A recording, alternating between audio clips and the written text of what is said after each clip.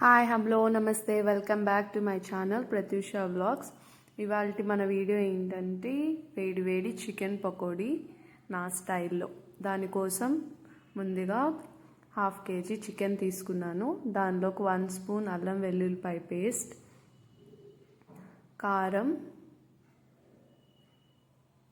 అలాగే సాల్ట్, పసుపు,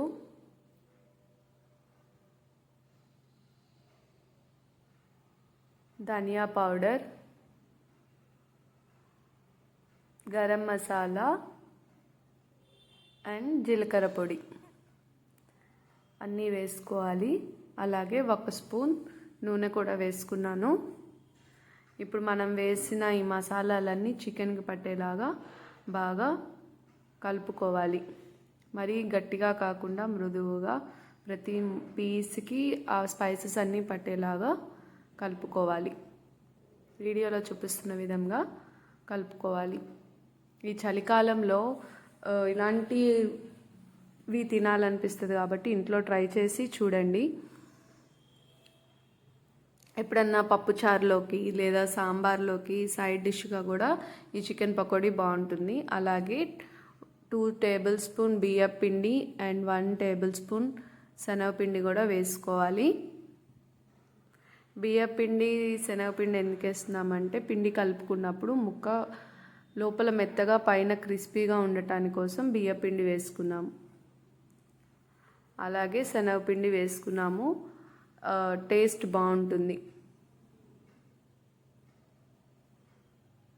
ఇప్పుడు అన్నీ ఒకసారి కలుపుకోవాలి.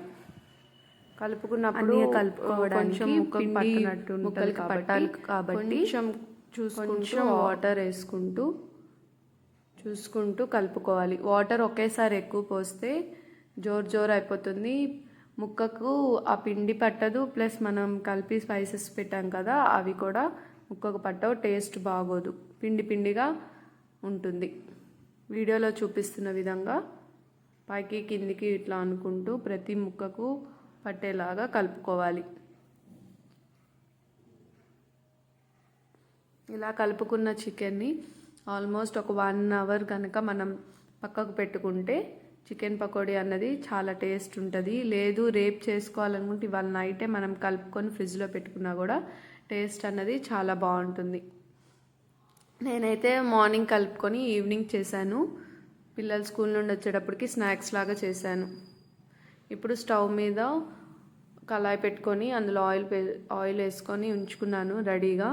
ఈ ఆయిల్ అన్నది మీడియం ఫ్లేమ్ మీద హీట్ అవ్వాలి. బాగా ఓవర్ హీట్ అవ్వకూడదు.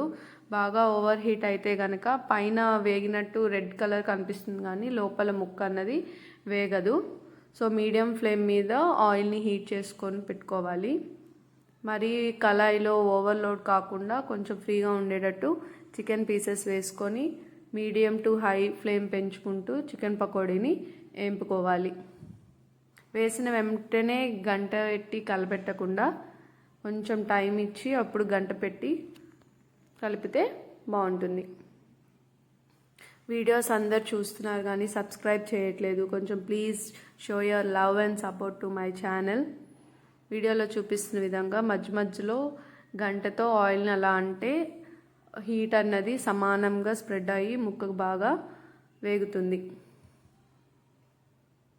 కానీ ఇలా చేసుకోవాలి, చిన్నపిల్లలు ఉన్నారు వాళ్ళకి పెట్టాలి అనుకున్నప్పుడు బోన్లెస్ చికెన్ తెచ్చుకోండి, చాలా బాగుంటుంది. చూస్తున్నారు కదా, చికెన్ బాగా వేగింది. మన వేడి వేడి chicken pakodi ready. Golden brown colour వచ్చే వరకు మనం వేయించుకోవాలి. అలాగే చికెన్ పకోడీలో టేస్ట్ ఇవ్వాలి అంటే పచ్చిమిరపకాయలని చీల్చి వేసుకోండి. అలాగే చికెన్ వేగుతున్నప్పుడే కరివేపాకు కూడా వేయండి. టేస్ట్ అన్నది చాలా బాగుంటుంది. అంతే, మన వేడి వేడి చికెన్ పకోడీ రెడీ. చూసారా, ఎంతో చాలా సింపుల్, హోమ్లో చేసుకోవచ్చు. ట్రై చేసి ఎలా వచ్చిందో కామెంట్ బాక్స్లో పోస్ట్ చేయండి. ఇంకా ఎలాంటి వంటలు కావాలో కూడా పోస్ట్ చేయండి. Thank for watching. Please do like, share and subscribe to my channel Pratyusha vlogs.